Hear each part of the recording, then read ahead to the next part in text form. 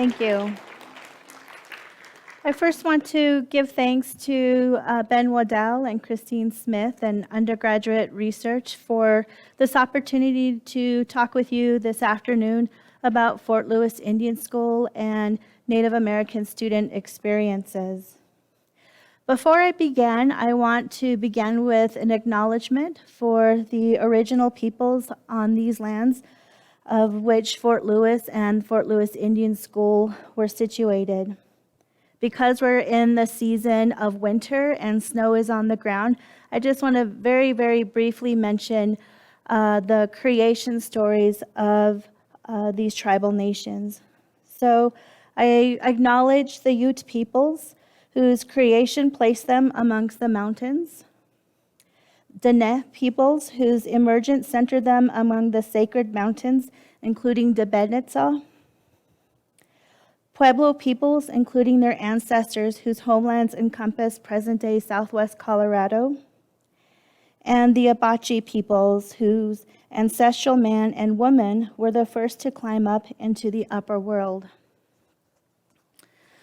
My remarks tonight are really organized around the archives held at the Center of Southwest Studies about Fort Lewis Indian School. I draw primarily from the years 1905 and 1906, which have more complete records. So with that, let me tell you a little bit about how I ground my research. I guess before we get to that point, though, here's a little bit of the topics that I'll cover. I first want to describe briefly Indigenous research methodologies and how I use that to provide a context to my research, because the story of Fort Lewis Indian School has been told. It's been published in at least 2 books and chapters within books. So it's not new information that I'm sharing with you tonight. You can go out and find former professors of the college who have written about this school's history. I will move on to these themes of a little bit of introduction of where I call home, where I am from. I will move on to what was Indian boarding school like for students and how does that contrast to an Indigenous education that many of you may be privy to back home and have grown up with those teachings. I also want to focus on the well-being of students at Fort Lewis Indian School and again, provide a context to understanding really what is well-being. Moving on to spiritual and cultural practices, and then finally touching on family relationships at school. And all the while, I want to share with you a little bit about my personal story. First, the guiding concept that grounds my research, I cite Jicarilla Apache scholar Mila Vicente Carpio. And in writing about the National Museum of the American Indian in 2008, she gives this definition of the absent presence. And so this concept has always stuck with me, and I'll read it here. The absent presence is the deliberate exclusion, erasure, retelling, or distortion of Indigenous history. So that idea I really see here on campus, less and less actually in the last few years, but I started teaching in 2008. And so in many ways, Indigenous students' presence were erased and how we talked about the history of Fort Lewis Indian School or how we understood the tuition waiver. So the absent presence tells us that there is Indigenous presence of students, but where do we see it on campus? Where do we study it? Where can we learn about that history? A good example, if you are driving up the front hill, of course, is this sign that greets you. And it tells us that the institution's history at Fort Lewis College began in 1911. Well, that completely erases Fort Lewis Indian School history, beginning 2 decades before in 1892. It does, though, include the moment in which Fort Lewis Indian School transitioned into high school, and then a 2-year school, and then finally a 4-year college. So 1911 is a very arbitrary start to this institution's history, and even before then, as a military post. So this erasure erases Indigenous history because our founding date that's acknowledged is 1911. I would like to say, by word of mouth, before I came in 2008, I think former President Joel Jones, they did have an anniversary of 100-year anniversary for Fort Lewis Indian School in 1992, but I'd have to double check and see, for faculty who've been here for a while, if that was true. But for sure, we celebrated 100-year history in 2011. And so again, this becomes that year of note.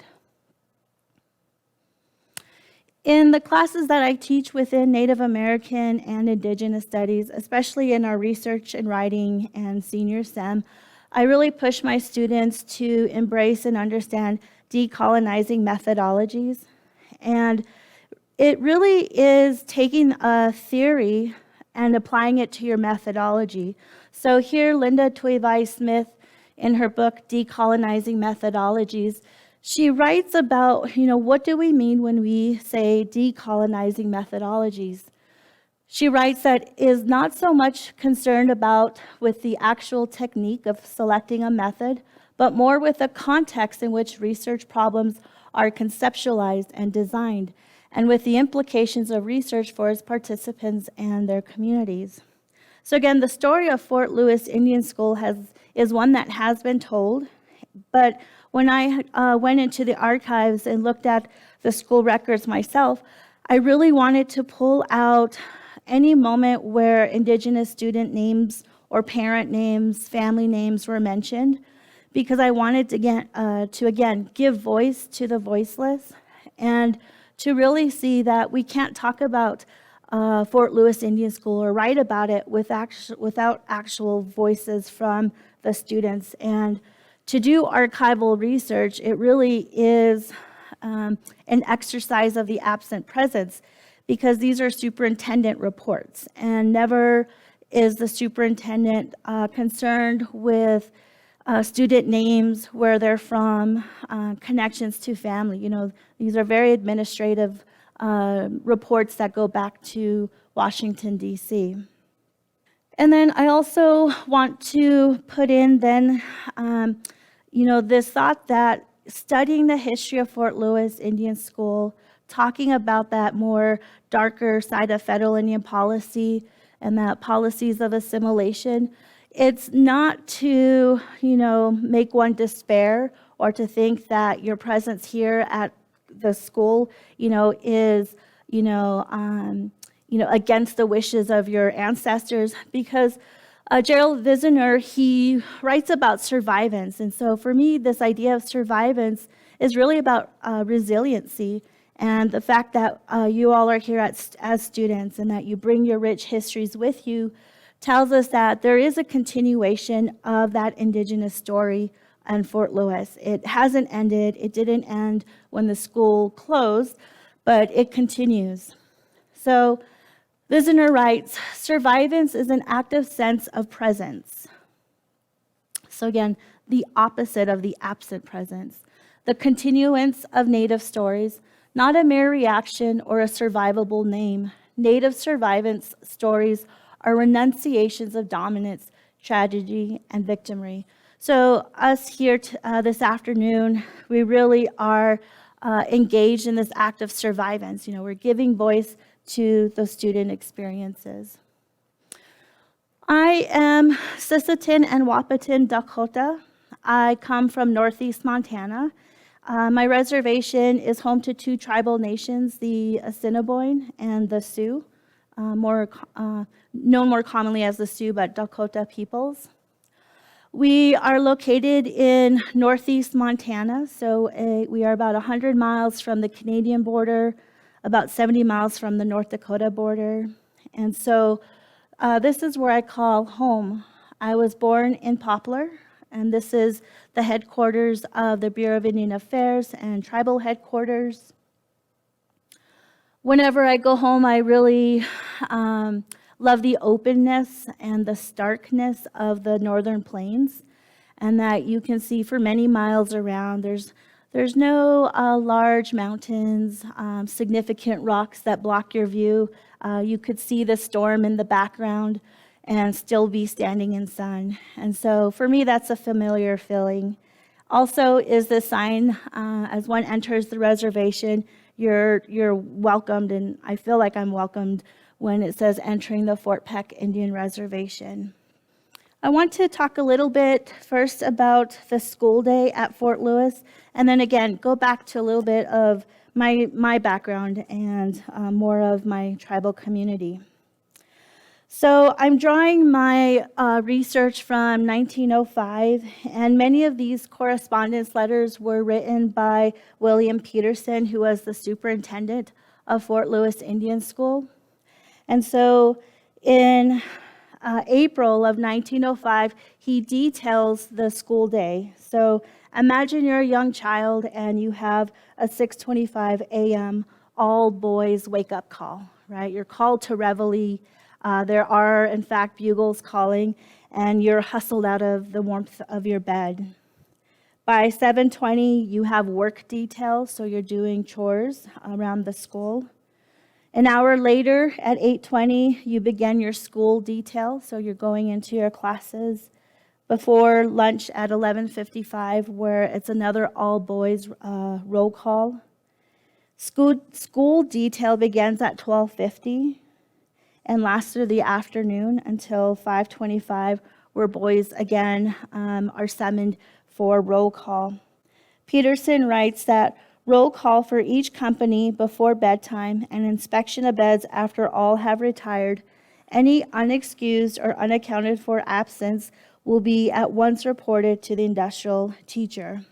So there we go again, absence. And here it's a real physical absence of Native children. The school curriculum is what we know already, right? So it's based on reading, writing in English, singing and playing of national airs. These national airs are those patriotic songs that students would be instructed in, and it's meant to grow that sense of patriotism to the United States. And so, music, singing was part of that curriculum. And as we know too, farming is important. And farming in this sense is the 19th century notion of farming that is farming to become your own, that you're a yeoman farmer. You're making your livelihood off of your own efforts. And so both young boys and girls were instructed in farming and in gardening alongside their regular school day. Peterson writes that he wishes to say that every effort is being made to have the farm idea permeate the schoolroom work to as great an extent as possible. And that school gardens will be made by all the primary pupils under the direction of the primary teacher, and the girls will have their individual plats under the charge of the girls' matron.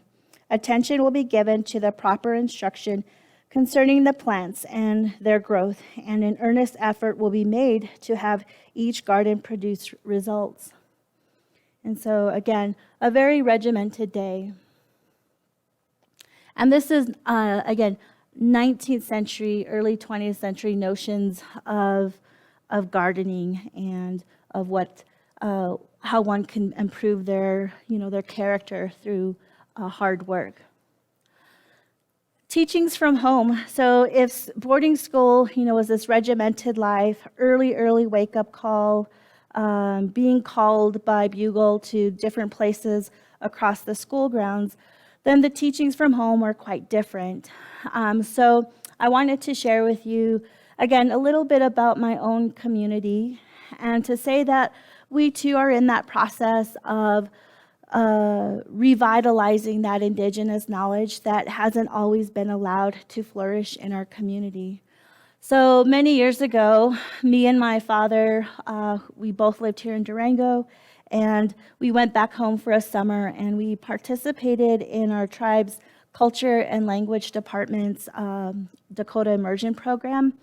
So for me to be a professor and to kind of step out of that role and to be a student was a humbling and enjoyable experience that I had. So I'm in the blue helping with the cover of this teepee, and young students and other adults are learning how to put together this lodge.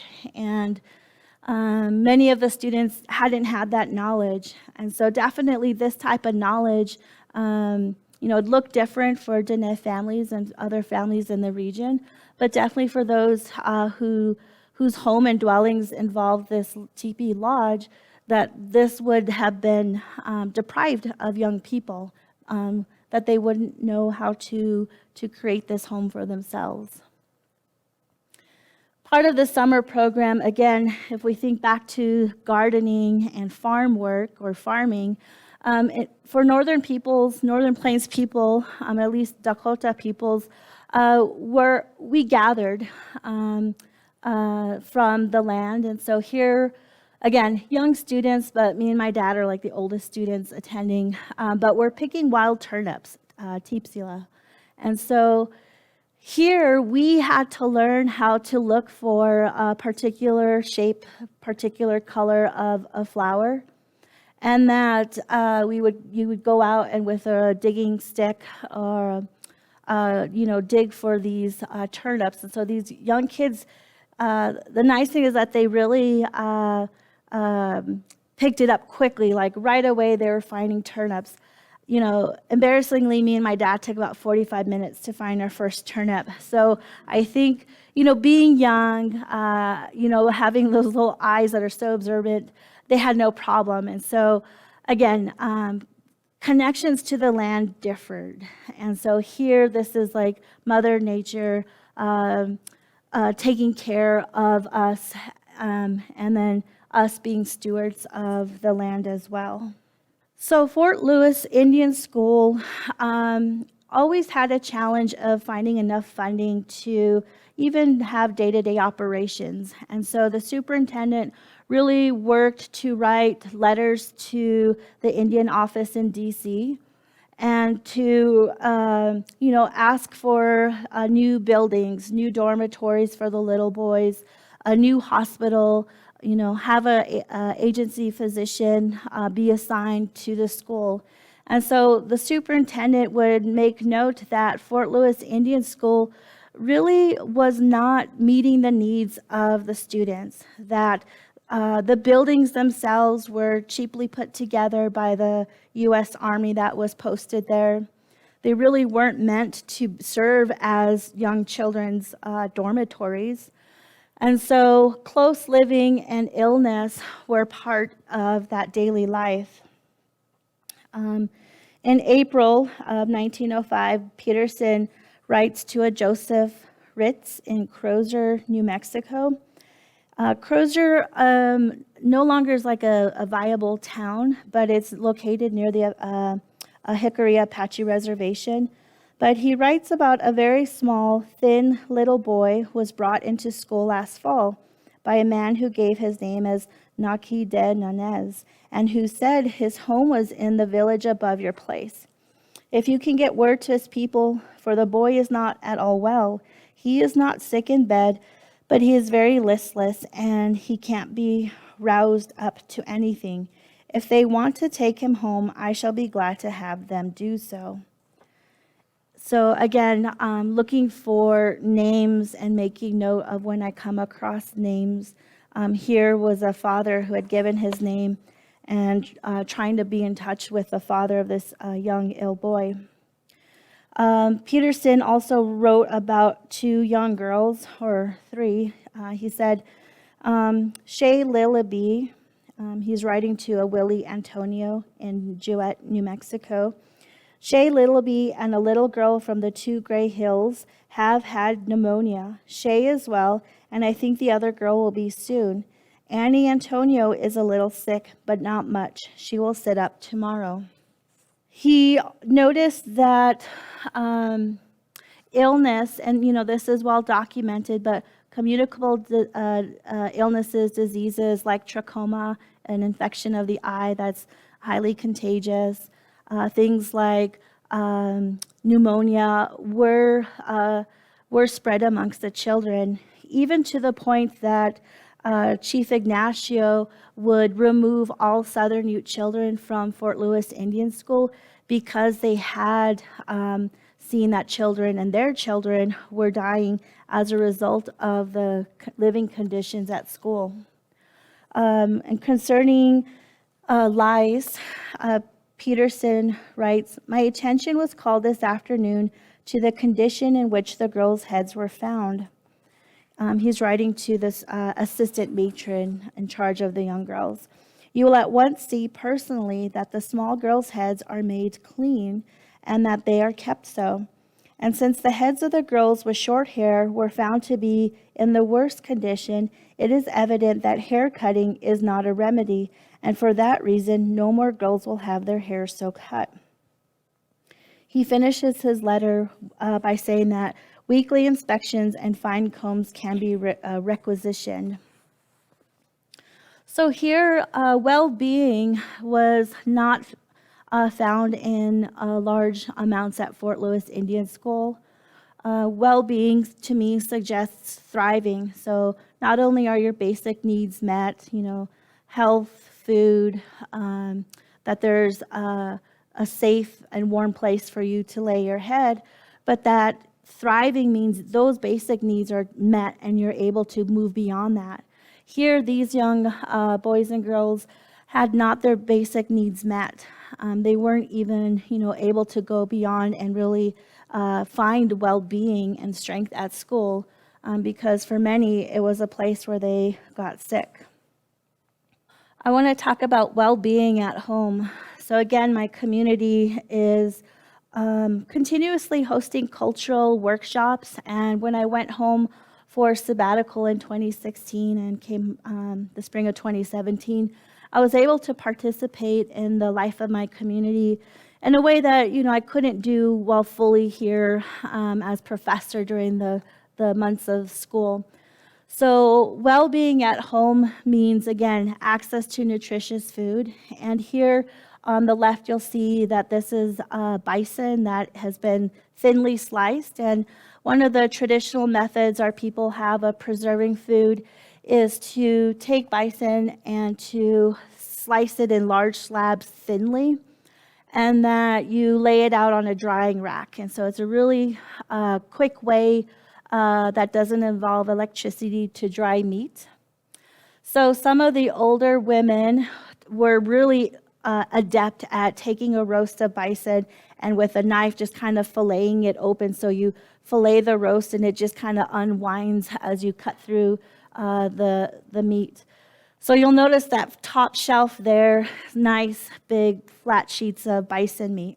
The bottom are like little tiny strips. So the bottom strips were done not by me, but by other young people. And for me, it was a learning opportunity because, again, there was that disconnect because my community also had a boarding school where young people, too, aren't turning to the elders and saying, why are my little jerky strips tiny? Because they're super tiny, they curl up and they turn in just to like really tiny little pieces versus like a whole sheet of dried meat. So for me, it was a realization too that as young people, we may not often use that skill of observation, that we think we know how to do it, and so we're cutting meat. But the older women, those in their 60s and 70s, they're not going to tell you, you better do it this way. They just do what they do. And then you're supposed to observe and say, hey, you're really good at this. Let me see what you're doing. So there I am trying to cut bison. And this bison had been butchered and killed and butchered the previous day. Our tribe has a bison ranch of 6,000 acres, so as part of this, several-day workshop. Again, well-being at homes means access to build relationships, to go outdoors, to enjoy working alongside parents and elders, to gain that knowledge from them. So it really just, it's that physical nourishment, but it just nourishes your soul. And again, relearning and how to harvest and to gather. So here, the school group the summer group of school-age children that I joined, we're picking choke cherries. And so even that, we're driving around and trying to find these places on our reservation where these berries can be picked. And then again, adults and children working alongside each other. It's that reciprocal relationship. It contributes to, a healthy sense of self and pride when young children can be instructed in this way, with kindness, adults modeling the behavior, and then even me as an adult learner, right? Placing myself in that position of vulnerability to say, I don't know this knowledge either. I grew up away from my community on another reservation, but I wanted to come back and to learn our tribal ways. Back to Fort Lewis Indian School. So we could say then that spiritual and cultural practices were denigrated. They were not supported. They were not encouraged, not allowed to flourish. Even in 1905, the Indian Religious Crime Code was still in place. This Indian Religious Crime Code passed in the 1880s was passed by a legislator from the state of Colorado. And so within that crime code, Native people, medicine men could be arrested for practicing any aspect of these spiritual practices. Even benign things that you wouldn't think would have you in trouble with the law. And one of those things that you would think would be fine was just the act of visiting. So even visiting, which is, something I grew up with grandparents who welcomed all visitors and fed them, would go off and visit relatives, even that could be seen as dangerous and a practice that had to be stomped out. So at Fort Lewis Indian School, we're still operating under this generation's policy of assimilation, that one couldn't practice openly your tribal traditions. So here Peterson writes, again, 1905, he's writing to the superintendent at Shiprock. He writes, regarding the health of Laura Pete, daughter of Sosan Bega, the ex-policeman, I desire to say that she has gone down very rapidly since I talked with you. It seems impossible to find out what is the matter with her. In some respects, her trouble resembles tuberculosis, and in other respects, not at all. Our physician, who has given her every attention, is unable to decide. There is no doubt, however, but that her trouble was aggravated by their singing over her last summer, and she has never been really well since her return to the fort. I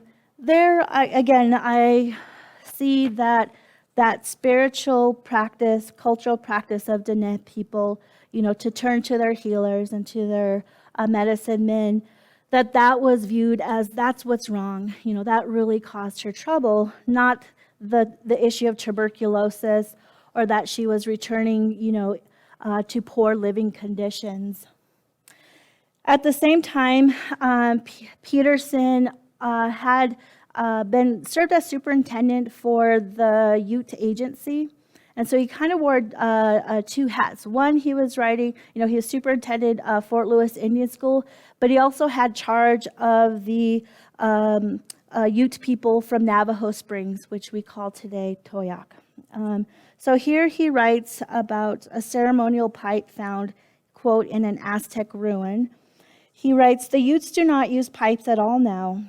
And if they did once use them, it would not be likely that one would be buried in an Aztec ruin, as the living Indians avoid those places as much as possible. So even in 1904, He's operating under that time period where tribal traditions, cultural practices, spirituality was viewed with a skeptical eye, that those were suspect. And he even, goes as far as to say, well, the Utes don't use pipes at all now. And I always, counter and think, to his knowledge, that those practices would be kept private. They would be kept away from the prying eyes of a superintendent.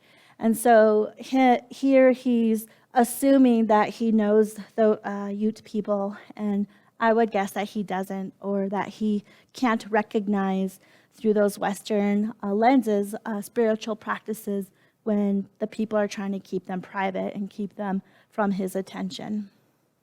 Back home, I want to just preface that I'm going to show you a picture of that bison, and it has been killed. So back home, we are still very much, as a community, working to connect to the Pateoyate, the buffalo people.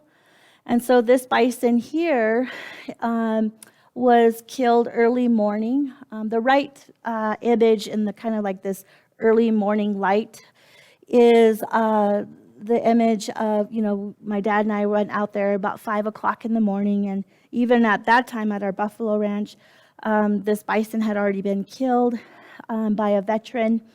And so what we're doing here, my dad's there with a red baseball cap and is approaching the bison. So we're honoring the bison. We're practicing our cultural practices. We're relearning them. And, our community members who know those ways are, really generous with that knowledge. And so, again, took a whole group out, and my dad had the honor of being the first one to bless the bison and to, pray for its spiritual journey. At Fort Lewis Indian School, it definitely disrupted family relationships that, parents were denied that opportunity to raise their children, to give them that cultural knowledge, that spiritual knowledge. And so there were limited ways then that family relationships were nurtured, but then of course severed because of the policies of boarding school. So whenever possible, Superintendent Peterson did encourage letter writing. So that kind of dispels and gives me a sense that we can't paint Indian boarding school histories with one broad brushstroke. There's so much nuance in the day-to-day life of students who are at boarding school.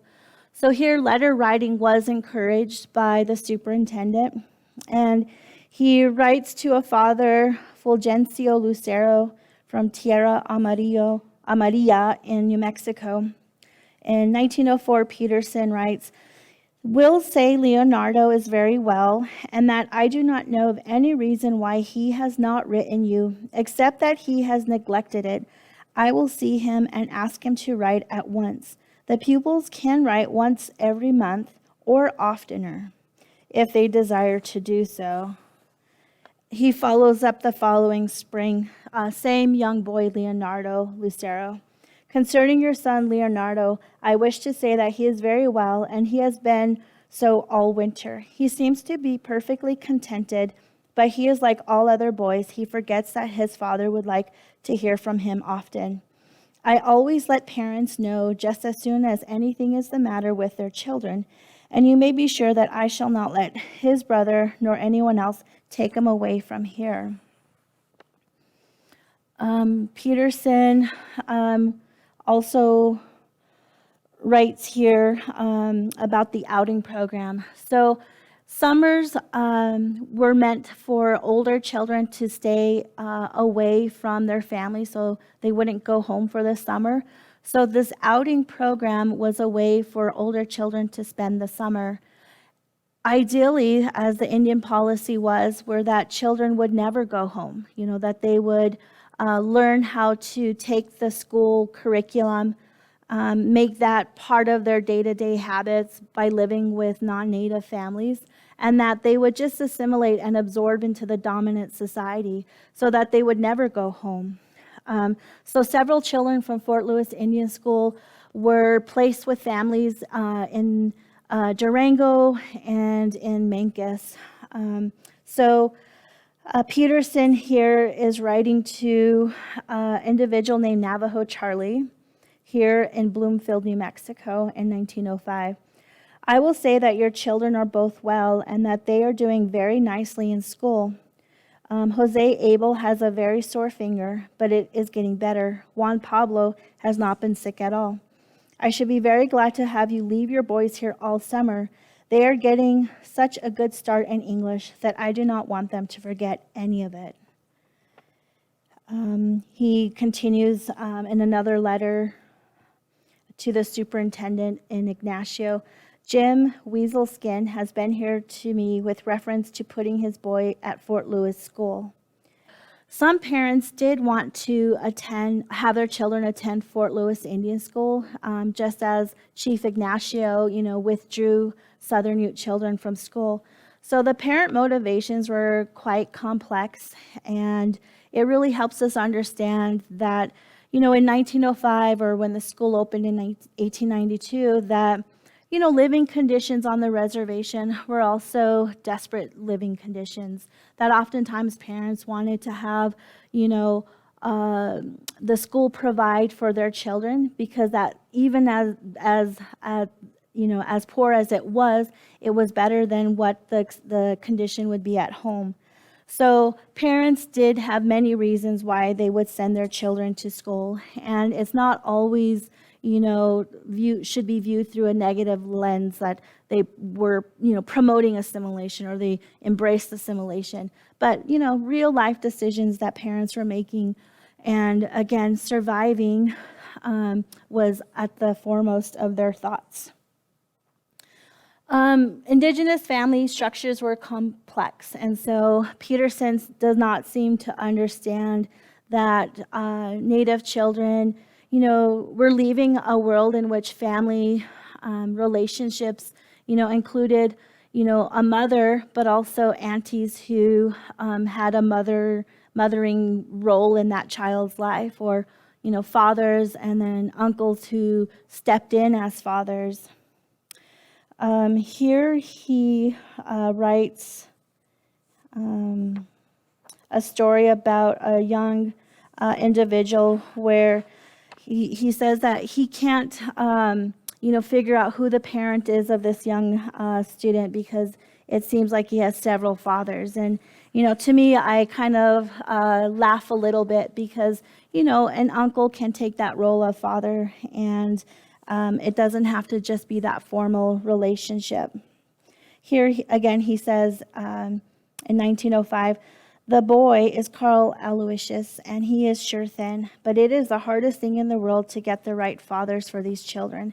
They have so many fathers, it is very confusing. To me, that just says that he doesn't know the Native people at all. Even though he was the superintendent, that he still kept himself aloof or uninvolved in really knowing the cultural practices of the people who sent them those children.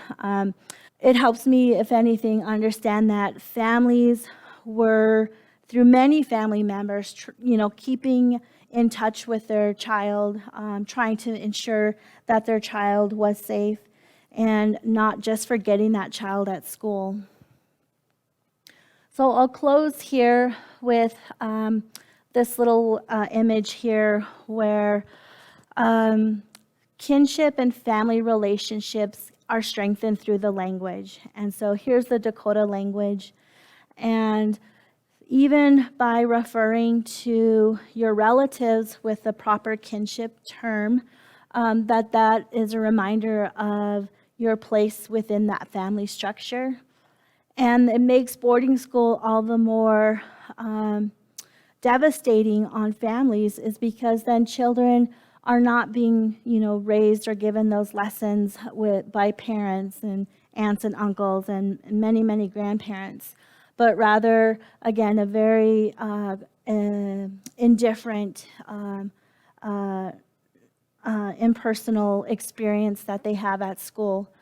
So one of the first lessons that as I started to learn my Dakota language, was to learn these kinship terms and to say that it really locates yourself as a person, whether you're a male speaker of the language or a female speaker of the language.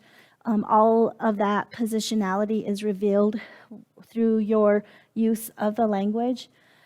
And that the role of aunt and uncle are very important roles. You know, they serve that secondary role as a, secondary backup parent to a child. So in closing, I just wanted to again say that the story of Fort Lewis Indian School has been told.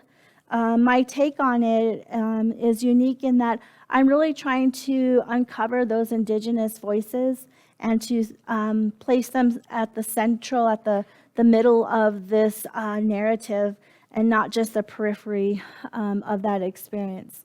So thank you all for this afternoon and for attending my presentation. Thank you.